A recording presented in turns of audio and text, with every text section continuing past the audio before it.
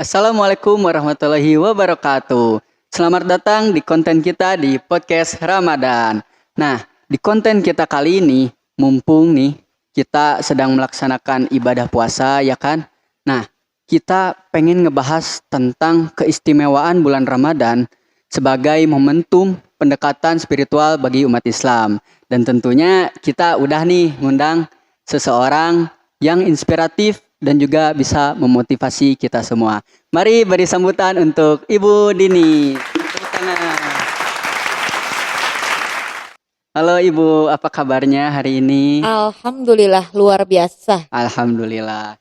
Nah, Ibu sebelumnya terima kasih banyak sudah bisa datang ke podcast kita kali ini. Sama-sama, terima Jauh-jauh ke kasih sini banyak ya Ibu. juga. Nah, eh ya. Nah, sekarang kan seperti kita tahu, kita selaku umat muslim, khususnya anak milenial, kita itu sedang melaksanakan ibadah puasa.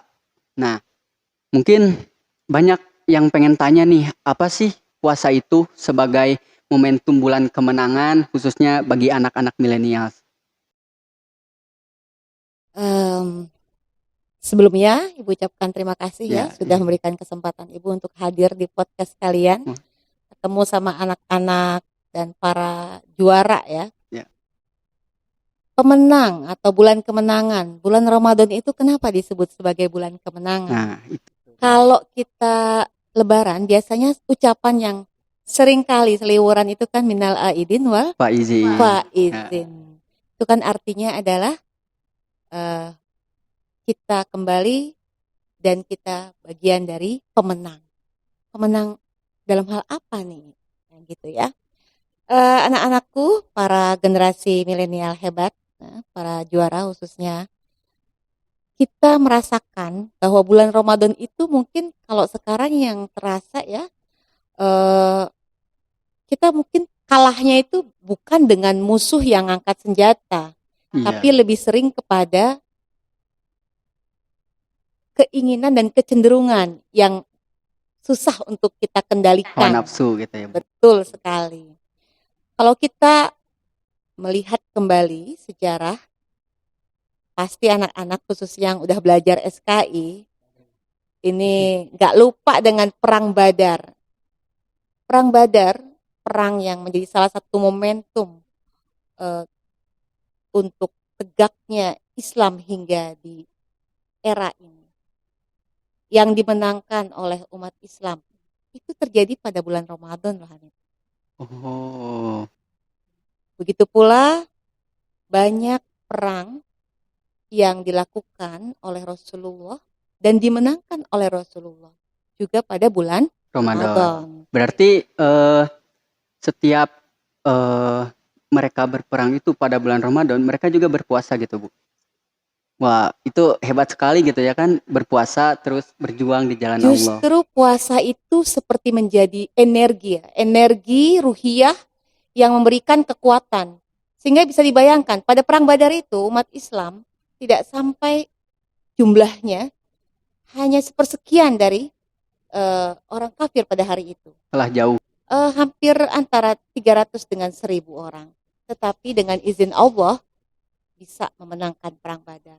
Dan kalau misalnya anak-anakku yang belajar SKI ini juga masih mengingat Fathul Mekah, ya, sejarah menjadi satu sejarah tersendiri. Bagaimana Rasulullah pada saat Fathul Mekah masuk ke Mekah dalam kondisi uh, hari itu bulan Ramadan tidak ada pertumpahan darah sedikit pun. Oh, iya.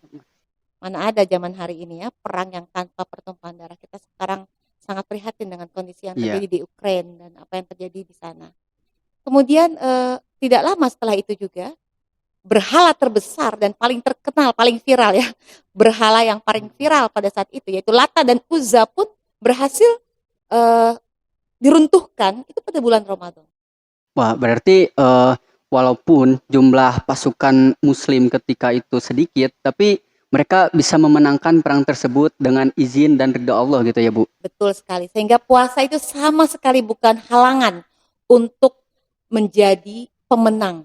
Tapi tentu saja terutama adalah bagaimana bulan Ramadan itu menjadi momentum kemenangan untuk para milenial dalam mengendalikan dan mengontrol kecenderungan dirinya atau yang kita sering sebut dengan hawa nafsu itu. Iya, iya.